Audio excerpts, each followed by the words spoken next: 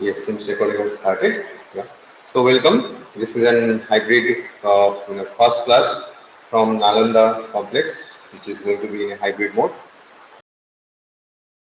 So I hope that you can see my this page that I am sharing with you. Okay. So here we are starting today a new topic, which is the low power CMOS logic. Right. So the first thing is what are the requirements? Okay. What are the requirements of of this low power CMOS logic? So you can imagine that because today most of our devices are of portable in nature, right? That means basically they are battery driven, right?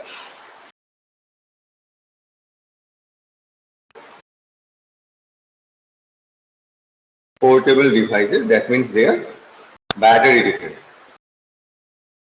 So if they are battery driven, then you want that device to be in its life, means to be in a state where you can operate it. That means the battery, you always want the battery to last as long as possible, right?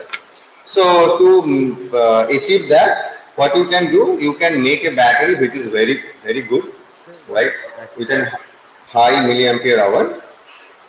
Or what you can do, probably you can always try to make some arrangements so that the power dissipation in a digital IC can be reduced. Right. So today we are not going to discuss the battery part, right? How we can make a super efficient battery with a high energy density, okay, high storage capacity. We are not going to discuss that. We are focusing today on the yes. Your voice is cracking a lot. Sorry. Yeah, Could you actually, your please? voice is My voice is. cracking. It may be network issue on my end. It's you were saying that there is some noise. Are you saying this? No, sir, your voice was cracking a lot. But now it's fine. Okay. What about right now? It's okay, sir. Okay, okay. Thank you for telling that. Yeah, maybe sometime it can happen because of this. This is a new microphone that I am using. Yeah, right. So it's a battery-driven device, right? So need to limit. Then we are focusing on how, from the digital IC point of view, what are the things that we can do to reduce the power, right? So we have to do what? Need to limit the power consumption or power dissipation in a digital IC. Right? Reduce the power consumption in ICs. That's how we can do that, right? So this is a small background. Okay, if you want some more background on this or more discussion on this, so probably then what you can do, you can follow the Kang's book. Okay, so I'm writing it here. This book for this is that Kang's book. So please follow this Kang's book for this topic. Low power CMOS logic. So here, what are the methodologies that can be used? So different methodologies have been used. For example, from the device perspective to the process perspective. Process means fabrication perspective. So one is this from device, because ultimately power will be dissipated in the device. So if you can make an efficient device, you can reduce the power where there is a loss. You can reduce it from the device or the fabrication point of view. Then that might be one way. So one is the device or process. Okay, so process means basically how you were fabricating those devices. Okay, so again, this is a part of this VLSI technology, and maybe we can discuss some of the things here, but not much on this. But rather, what we are going to focus here on this algorithmic level or the design level.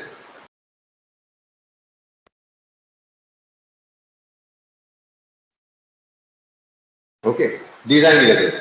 Design level means how you are designing this IC. Okay, from that perspective, we are going to analyze these points. So here, if you see this switching power dissipation in an IC, so here this is basically a typical typical any CMOS gate or any CMOS logic looks like, right? So you have VDD, you have the pull-up network, pull-down network, inputs, and this is the output, right? And if I have to write what is the average power that has been delivered here, then we will write it as CL VDD square into A, right? This is the switching power dissipation. We have already discussed it, right, during this CMOS power dissipation part. We have already covered this one, right? And here, if you can recall, we have also introduced another term which is called alpha, right? This alpha is called the activity factor or the switching factor.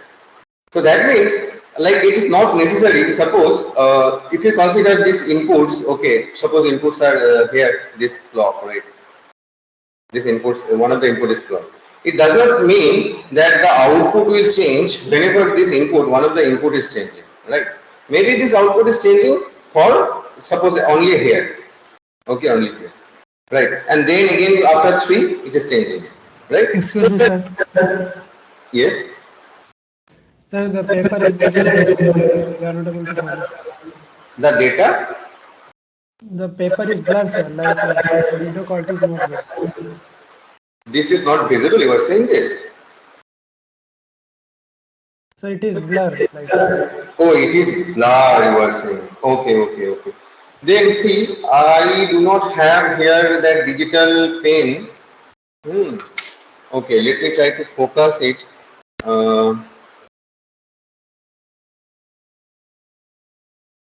There is an option for focus. I don't.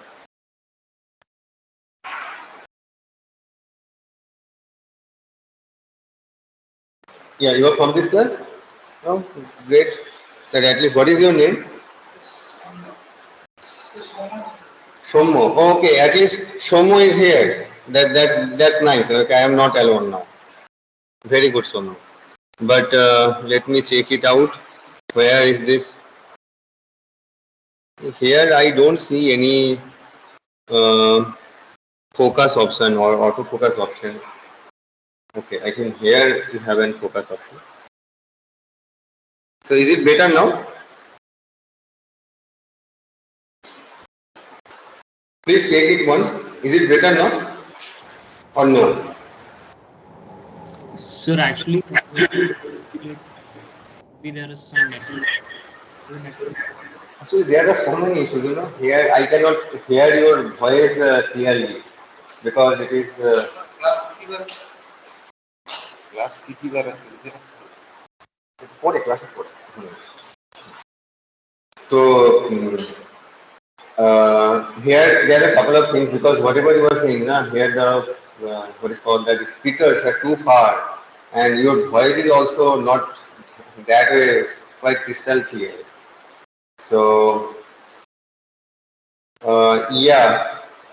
And I have my Wacom here, but the digital one, but I do not have all the required softwares which is should be loaded, which will allow me to write here.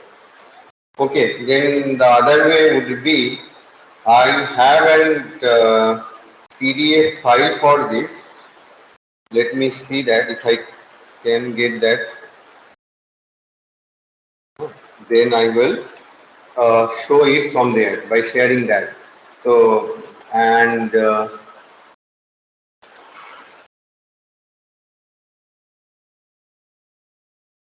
give me a minute. Huh?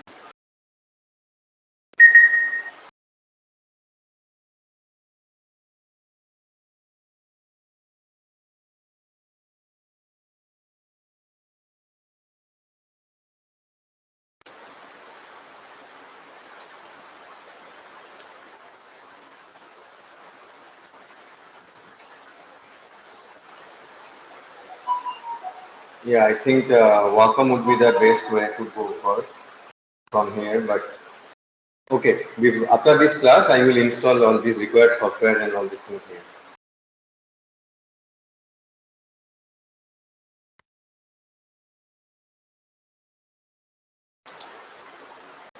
Just give me a minute.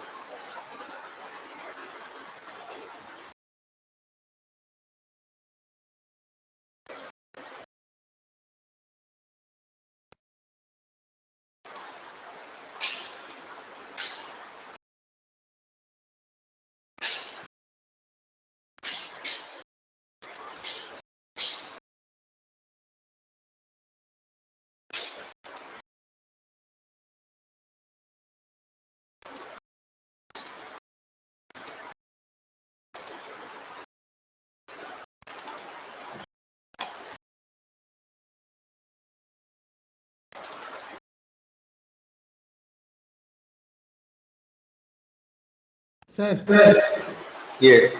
sir, you can open the camera software and share that. Huh? Like the camera software is there in the device. You can share Camera it software. to screen. This one. No, it is not camera software. Yeah, but that probably will not detect my digital pen. No? I need the driver for that particular digital pen, right? So that is not present here. Yeah, something is there, Windows journal, but that driver is missing, right? So yeah, what I will then try to do today from here, I will try to go through from here, and tomorrow onwards we will use this digital one. Huh? Just okay. So I will switch my camera, switch off my camera, and share the screen from here. Huh?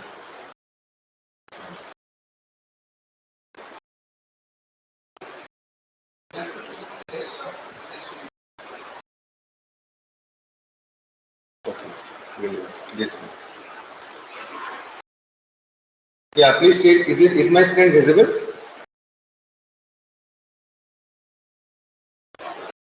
Yes, sir. Now it's visible. Okay, okay, okay. So this is already like which I had a PDF file from earlier class. So then unfortunately we have to do it from here, and probably I cannot do any writing here. Okay, so I will use the cursor for this today's class.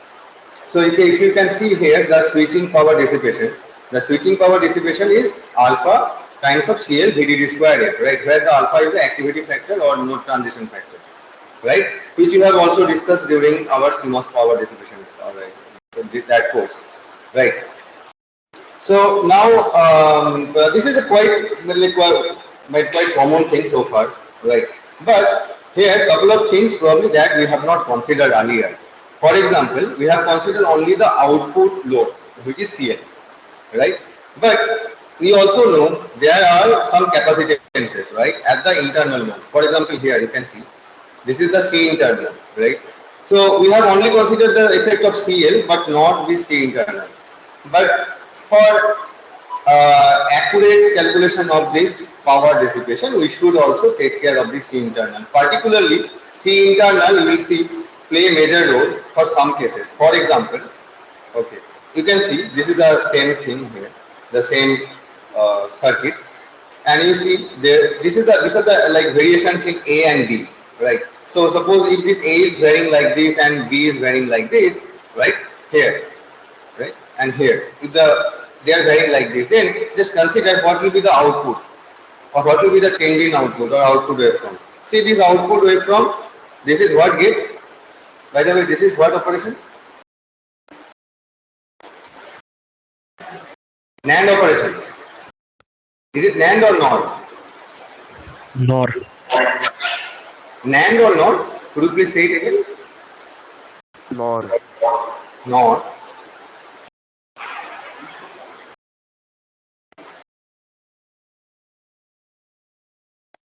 Okay, please tell me before we go any further. This is what? NAND or not? NOR. Not. Are you sure? This is not. Okay, then let's see. For 0 B1, right? Or when you can see this A and B are changing. Okay, when this A is 0, B is 1, when this A is 1, B is 0, right? Then what should be the output? Then what should be the output? If the inputs are 1, 0, 0, 1 like this, 0, right? Then this V out is 0, right? You can see this V out is 0. So basically, this capacitance is not charging or discharging, right? But think about this internal node capacitance, right? This CL. What about this? See, when this A is turning, like when this transistor is turning on, right? The top PMOS is turning on. At that time, what is happening? At that time, this transistor is turning off, right? Because of this nature of this input.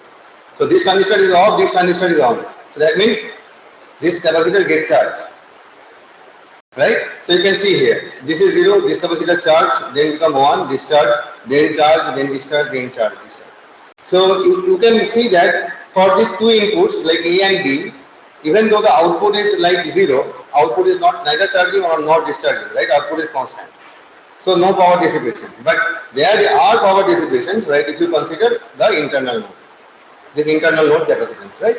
So if some combinations are like this, okay, so please then in that case we have to also consider the effect of internal nodes while considering the power dissipation, right? So for that, in general, what you have to write? In general, you have to write it like this: that this P average or this average power dissipation would be the summation of this n equal to 1 to n. So basically, we are considering all the capacitances. This alpha I, this is again the switching factor for that particular capacitive node. Ci Vi into VDD, right?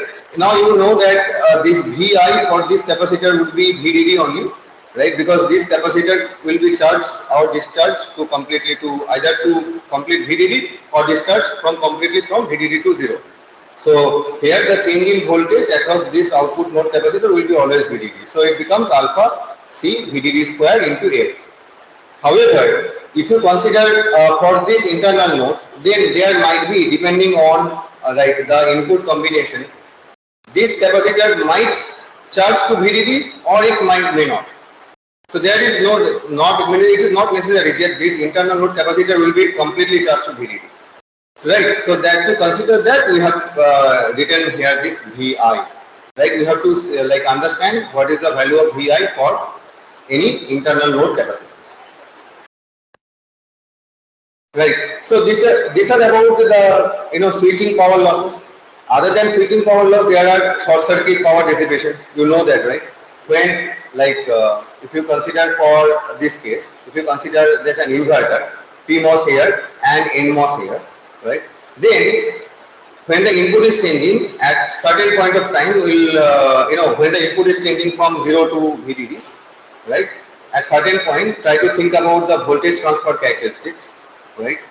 There, both the transistors would be on, right? And there will be a direct path between VDD to ground, right? In that case, so that is called the short circuit power dissipation, right? So you know how you can reduce the short circuit power dissipation by changing the slope of the input and output waveforms, right? Because more the slope, then you are giving more the time for you are giving more time, means for more time both PMOS and NMOS would be on, right? So this is first like short circuit power dissipation. This part also we have covered like earlier. Then the other one is the defined leakage power dissipation. For example, there will be subthreshold conduction leakage. There will be P to N, like between the body and drain. There will be a diode. There will be leakage current for that also, right? So all these things can be taken care by the device construction, right?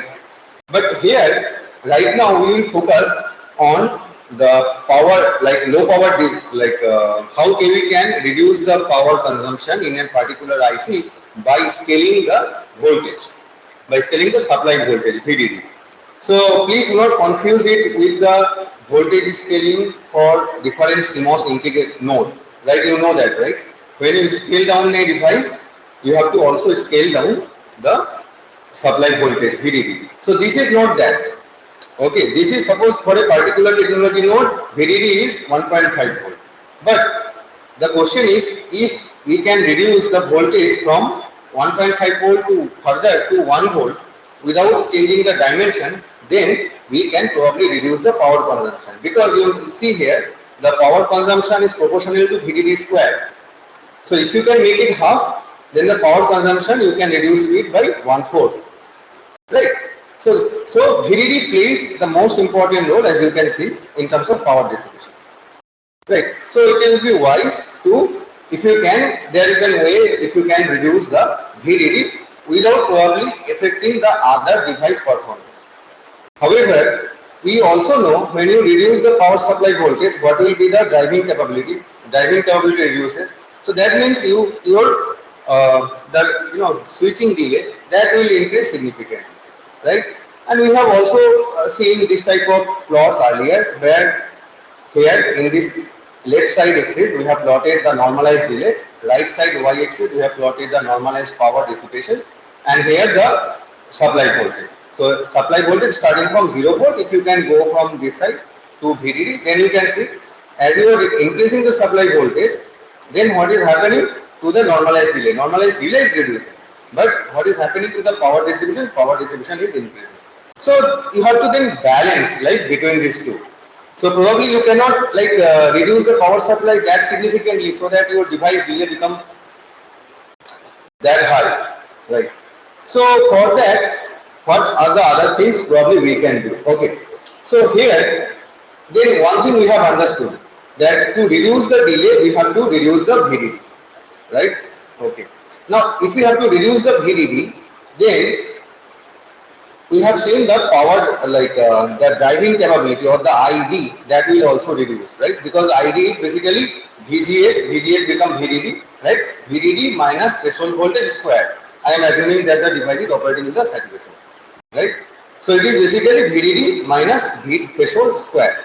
So we are reducing now the VDD. Then what is happening to the ID? ID is also falling down, right? But what is the impact of reduced ID? Delay will increase, right? So for that, to compensate that, probably what we can do, while we are reducing this VDD, we can also reduce the threshold voltage, right? So that would be one of the choice. But the question is, can we really do that? The answer is no. Threshold voltage of any transistor, if you want to reduce, you cannot reduce in a proportionate way to that of this VDD, because there are other challenges that will also come. I will discuss those things. Right. So here we have seen, we can see here it is written already that the threshold voltage cannot be scaled down to some extent as to the same extent as that of the power supply voltage, that is VDD. Right.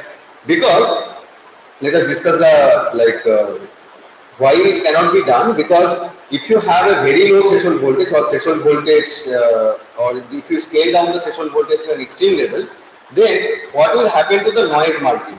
Please think about the noise margin of an CMOS, right?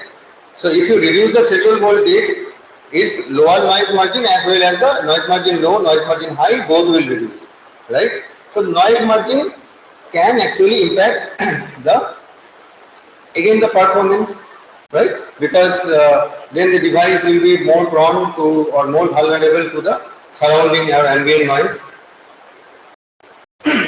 And the other one is the high threshold conduction.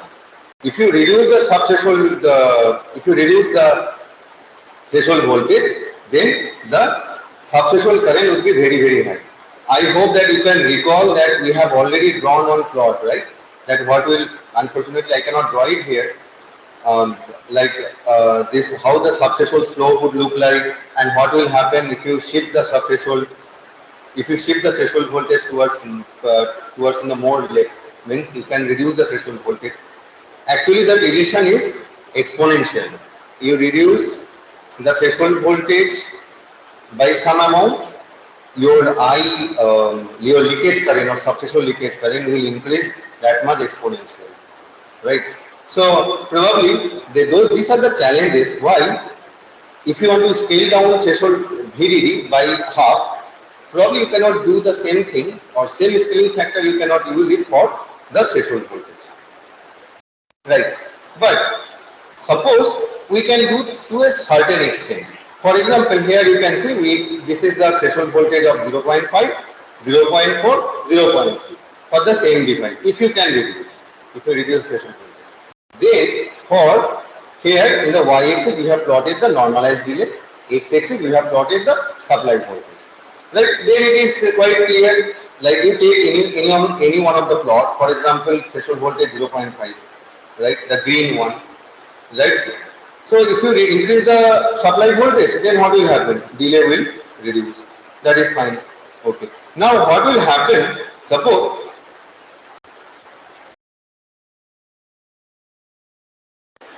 not now. Okay. So now suppose what will happen if you can further reduce it, the threshold voltage, say 0.4. Then the plot looks something like this. If it is 0.3, then the plots look like something like this. So what I am trying to say, suppose for 0.5 threshold voltage, okay, for this much VDD, say, I hope that you can follow my cursor. For this much VDD, delay is this, right? Delay is this. And suppose this delay is okay for us, right? Then you can see, if you can reduce the threshold voltage from 0.5 to 0.3, then probably you can, achieve the similar delay, okay, for here. Right, where the supply voltage is pretty low. Are you getting my point? So what I am trying to say, suppose for this threshold voltage 0.5, you fix the delay, that is the required delay. Say the delay is this much, right? But here the supply voltage is this. Okay. But if we are able to reduce the threshold voltage from 0.5 to 0.3 and if the plot looks something like this, then see the same delay can be achieved here with a much lower VDD. Right, so probably we can achieve much lower VDD. Much lower VDD means we are not compromising. Much lower VDD means much lower the power dissipation, but at the same time we are not compromising on the device delay or the normalized delay. Right. So then the question is how we can achieve that. So the answer is like this. It is called one of the technique is called the variable threshold CMOS. Technique, or in short it is called VT CMOS technique. Right. So it is pretty simple actually. Okay, you try to understand this diagram. This is an inverter. Right. If you just neglect this part, the right hand side part, it is a simple inverter. Right. Okay. Okay. Let us first discuss this one. This is a simple inverter, and in inverter we know for NMOS the body is been connected with the source. Right. Even for PMOS, body is been shorted with like the source. That means the body is being connected with VDD for PMOS, and here the body terminal is connected with the ground for NMOS. However, instead of doing that, if we take the body terminal like this and do not short, but we connect it with an additional circuitry, which is we call it as substrate bias control circuit, then this control circuit can provide bias accordingly, okay, to this as well as to this. Obviously, they are different values. For PMOS it is different, for NMOS it is different. Then basically what we are doing, we are actually giving different voltages to the base terminal, right, compared to this one. And you know the effect of the body bias. I think some of you have told like you need some more discussion on the body bias. Okay, so we are not going to discuss it today. Maybe possible tomorrow or in the next week. Definitely we will discuss more on the effect of body bias from some device physics point of view. Huh? Okay, but for today let us only understand this part, that if we apply some body bias, obviously threshold voltage is going to be affected. Right, now how can you give some body bias which makes the PN junction forward bias? No, you have to always apply. Are you getting my point? Body bias. Body bias means for PMOS it is body is of N type, right? So obviously you have to give some voltage here which is positive, right, to make that PN junction. PN junction means drain to this body, PN junction reverse bias. You cannot apply some forward bias, right? Then there will be a current flowing from the body to the drain. You don't want that. So you have to always keep the reverse bias. Okay. So initially you see here initial case, like for example for here, when this VSB source to body is 0, source to body is 0 means this is the source, right? Source is at 2 volt, body is at 2 volt. So here, okay, we are applying 2 volt. We are giving a term here, or writing a term here, which is called the active mode. So in active mode, we are giving 2 volt here. Here also in active mode, this is supplying and 0 volt here. So basically, when you are applying 2 volt and 0 volt, basically it becomes a normal inverter. However, okay. However, in standby mode means when the device is not operating, means input is not switching. The input is not changing. So if there is no input change, output should not change. So if there is no input change, then it will change by this circuitry and it will increase the voltage to the both this base as well as this base. So in the standby mode, it increases to 4 volt and here it increases to minus 2 volt or decreases to minus 2 volt. Right. So you can see here, you are basically making this PN junction here as well as here more reverse bias. So when you do that, your threshold voltage becomes more and more negative. Sorry, threshold voltage actually increases. Okay. So I think I will discuss it in a separate context, means separate in a class, like what is the physical effect and how why it is changing or why it is increasing. But for the time being, only understand here this, that if you make the this body bias voltage change from 2 to 4 volt, then for PMOS the threshold voltage become more negative, so 0.2 volt to 0.5 volt. If we do the same for this NMOS, suppose we are changing this voltage from 0 to minus 2 volt, then the threshold voltage will become 0.2 volt to 0.5 volt. Now you might ask why we are doing this, because we want during the switching condition, we want the threshold voltage to be lower because we have to reduce the delay. The reason behind is that we have reduced the VDD, right? We have reduced the VDD, so that driving capability has reduced, right? To accommodate that, we should also reduce the threshold voltage so that the delay can be further reduced. So during transition or during switching, we are able to reduce the threshold voltage by controlling the this body bias. However, when it is not switching or it is in standby or in sleep mode, right? At that time, what we are doing, we are giving some voltage so that the threshold voltage, we are giving some voltage to the base terminal or to the body terminal so that the threshold voltage becomes much more higher. So what will happen? Threshold voltage becomes much more higher means your gate leakage will further reduce. Right? That is the whole point here. Right? Okay. So the same thing has been written here. Anyway, I will share this with you. So in active mode, you can see the threshold. VBN is this. So this is the like body to and VBP or VDD is this. So then what is the total base, total body to drain bias, that you can calculate obviously. Okay, so this I am going to discuss in a separate class. Now, another technique would be to use this multiple threshold voltage CMOS, right? So in this technique, what you basically do, you insert two different types of MOSFETs. The inner one, okay, or which you are using for it your logic purpose, or constructing the logic purpose. For example, you can see here this is an inverter operation. Yeah, it cannot be only inverter. You can make it say NAND gate. So accordingly, you can put the NAND block here, right? But for this transistor, the threshold voltage should be extremely low. Threshold voltage is quite low. Okay. Now you can see we have two more transistors guarding this. Okay, one is above, one below. Above one is PMOS, bottom one is this NMOS. These are the transistors where we have used the high threshold voltage. So these are high threshold voltage PMOS and these are also high threshold voltage NMOS, right? So what you will do during standby means when it is not switching, then you turn on, means then you apply this, means then you apply here say like 0 volt and apply here, you apply here 1 volt and apply here say 0 volt. As the threshold voltage is higher, then what will be the leakage current? Leakage current will be lower. So the overall leakage from VDD to ground that have to reduce, right? But what is happening in the active mode? So in the active mode, this is, you have given here 0, you have given here 1. So this is conducting, right?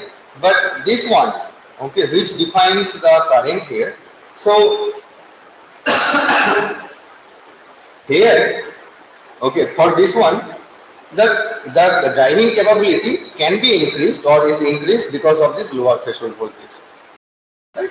So basically compared to the previous one where you are changing the threshold voltage by using an external circuit, we have like fixed we have to fix two transistors on the bottom and the top part of this logic network, which will reduce the static power dissipation in the standby mode, and the inner one, the inner logic block, which where we have used the low threshold, which will increase the driving capability and reduce the delay. So all these things are written here. So that is the like most important thing that you should know. But overall, there are obviously some disadvantages because you are using two transistors on top of this. So the overall circuit area, it will increase. Additional parasitic capacitance because of this standby, like these two PMOS and NMOS. These things will also come, right? But the important thing is here, what about the size or width of this standby transistor? So obviously you want during active condition, this PMOS and NMOS that has to offer the lowest on resistance, right? So that the voltage drop across this and this should be reduced so that you get the maximum current. So for that, what you have to do, you have to increase the size of this PMOS as well as this standby NMOS. There are other approaches as well, which is called the technology mapping. So basically in technology mapping, so okay, let us consider then from this point. So we have seen the power, like average power dissipation is alpha CL VDD square A. So it is VDD square. We have already considered what will be the effect of reducing VDD and how can you reduce this VDD, right? Okay, what is CL? CL probably we have also considered like how can you minimize the CL, right? During delay, during I think we have lot of discussion, right? How can you reduce the CL, right? Now what about F? Frequency. Yeah, frequency obviously you can reduce it. Maybe this discussion we will take it up in the next class. But here in technology mapping, what we will address? We will address this alpha, that is the switching activity, or this activity switching. Basically, is the switching activity only. So the thing is that how do you define switching activity? Before that, we should know. Say these are the common gates. Okay, here these are all gates are like first 4 gates are 2 input gates. The last gate is the 4 input gates. Okay, so here inputs are A, B, A, B. So we have defined 2 probability factor. One is PA, other one is PB. PA is what? PA is the probability. Like PA is the probability of this input A to be equal to 1. 1 is logic 1. PB is the probability of input B to be logic 1. Okay, what is PF? PF is the probability of this output to be logic 1. Right? So, you see, then this is PA, this is PB. Now you understand PA means the input to be logic 1, PB means this input to be logic 1. Right? And PF is the probability for the output to be logic 1. Right? Then this is an AND gate. Right? Then what will be the PF? PF means the probability that the output would be 1. How do you get it? When both would be 1, then only the output would be 1 for AND gate. So it will be the multiplication of these 2 probabilities. So it is PA, PB. Right? Okay. Let us consider the third one first. So this is AND gate. Third one is the NAND gate. So for NAND gate, it will be just 1 minus of this AND gate. Right? So here the PA would be 1 minus of the probability of this AND gate. That's how you will get for NAND gate. Okay. Now let us come to this OR gate. So for OR gate, it is what? Okay, OR gate, when you get 1, when at least one of the input is 1, right? So when at least one of the input is 1, How do you find it? Or when, or what I can say, when both the inputs are 0, then the output would be equal to 0. Right. When both the inputs would be equal to 0, when it is 1 minus PA into 1 minus PB. Right. So this factor will give the probability when probability of output to be equal to 0. Now if you substitute that one from this whole number 1, then you will get the probability of output to be equal to 1 for this order. Similarly, this is for NOR gate, so it will be again 1 minus of minus this, so you will get this. Right. So if you consider for this 4 input AND gate, then here the probability factor would be, or probability of output to be equal to 1 would be this PA, PB, PEC into PD. Right. Okay. Now what do you mean by the switching activity? Switching activity is what? When the output is changing from 0 to 1. Right. So when the output is changing from, remember, when the output is changing from 0 to 1. Okay. What is the probability that the output is 0? It is 1 minus of PF. What is the probability that output would be equal to 1? It is PF. Right. So if you multiply these two, then that will give the transition probability or the switching probability. Right. Because only during switching the power will be dissipated. If you are considering, right now we are considering the switching power dissipation. I hope this part is clear to you. If it is yes, then let us see one example here. Say we have to design a 4 input AND gate. So you can see here, this is a 4 input AND gate, and here the probability factors are written like this. PA is 0.2, PB is 0.2, PC is 0.5, PD is 0.5. So what does this mean? That means the PA, like the probability of the input A to be equal to 1 is 20%. That means this, and the probability of this input D to be equal to 1 is 50%. Right. Now, we will also discuss this part bit later on. So actually, it is not good to have a very high fanning. We will discuss this part separately. Why it is not good to design a gate? Suppose, have you seen like 10 input AND gate, 10 input NAND gate? No, right? Because there are some practical limitations why we cannot do that. So that way fanning is also limited. Obviously, we have discussed the fan out, right? Fan out is limited by what that we know. But fanning, we will discuss it. So probably we have to split it. So suppose designer 1 designs it like this: A, B, C, D. Okay, output of this two connected with this, output of this connected with this. So this is one of the design. Second designer designs it like this. So the output of both are the same, right? No doubt in that. Right.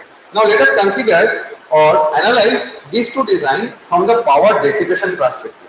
Okay, or from the switching activity point of view. See, for design 1, okay, here what is PE?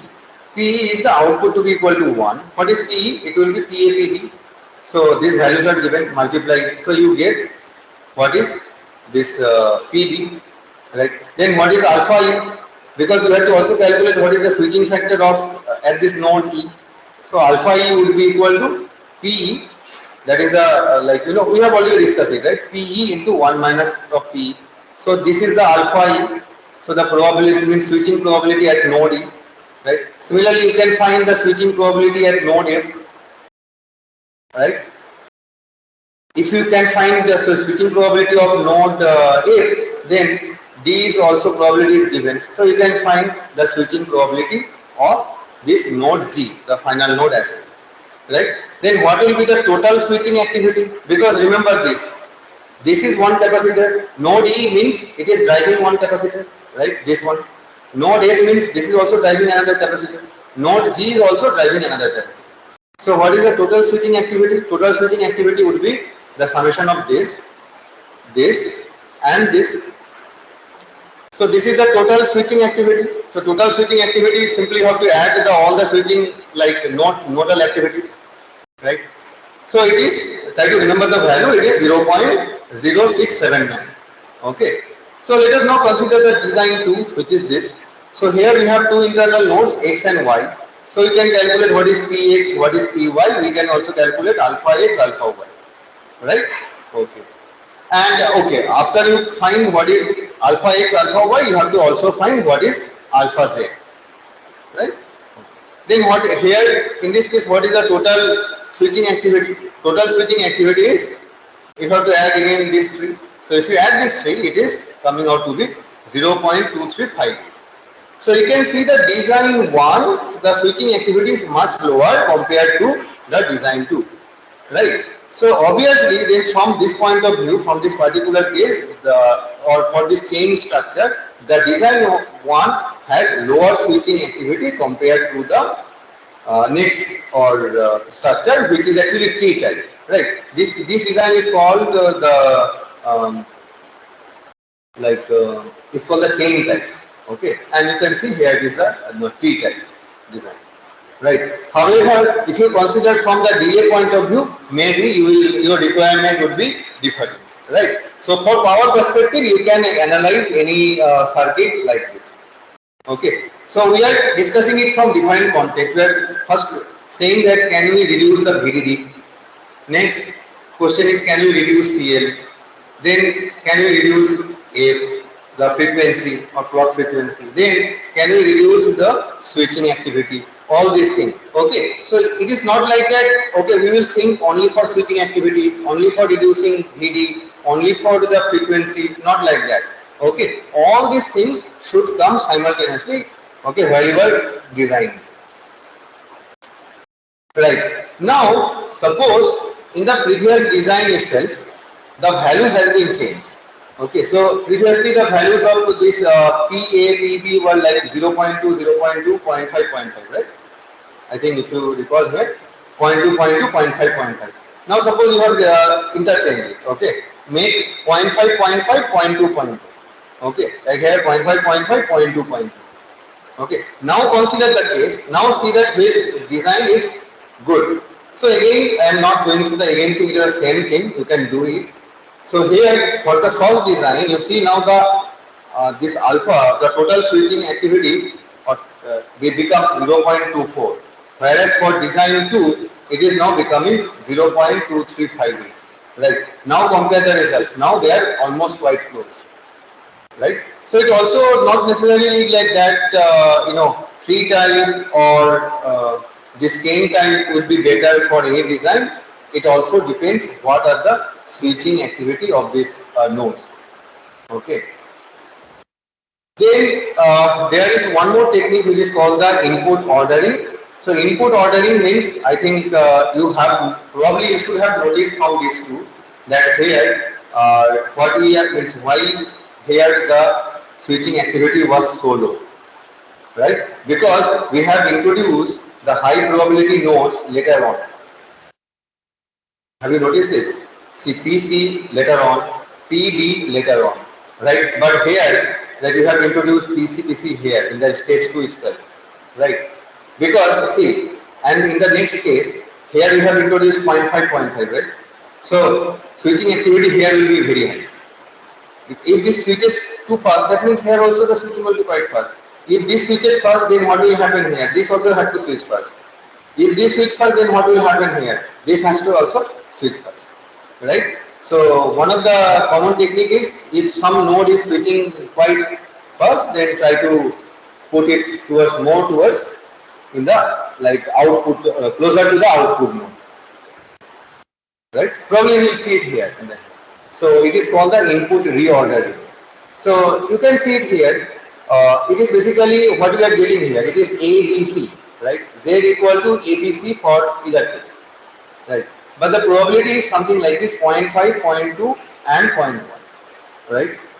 So for design 1, we can say the total alpha is becoming 0.099, right? Whereas in design 2, this alpha is becoming 0.0295. So obviously, design 2 is more power efficient because it is having the lower switching activity. Right. Now, what is the reason? So it is beneficial to postpone the introduction of input signal that has a high transition rate.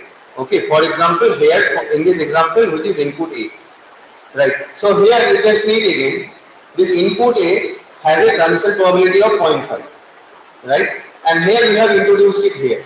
But here we have introduced in the design 2, we have introduced it in a much later state, right? So obviously this design 2, from this itself you can say the design 2 would be much more power efficient compared to design 1, right?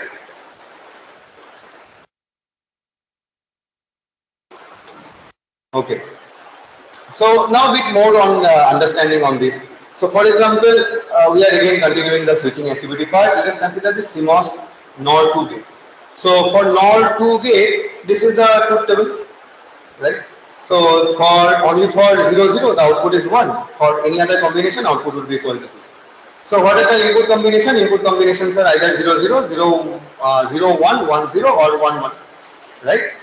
And this input combination, like any of the input, have an equal chance to occur, right? So that way we can say that this P output, like this P naught, that P naught means the probability of this output is to be equal to 0 is 3 by 4, right? You can see from here.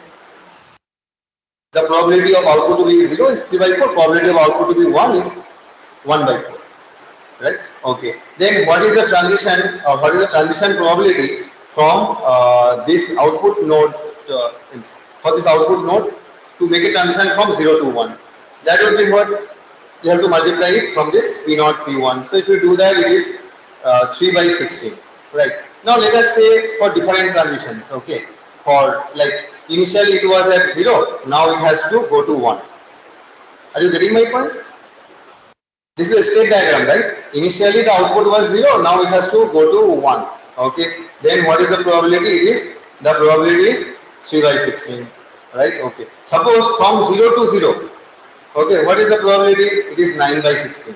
Okay. From 1 to 1, what is the probability? The probability is again 1 by 4. You can calculate it from here, right? 1 by 4. It is 1 by 16. Here the opposite one, that is from transition probability from 1 to 0 is again 3 by 16. Right. So it is basically the state transition diagram and state transition probabilities for this NOR 2 gate. So similarly, if any gate is being given to you, new gate, you should be able to find what are the transition probabilities from one state to other state, and depending on that, you should be able to find what are the total switching activity in a particular design, right? Digital IC design. Yeah, so I think let us stop here.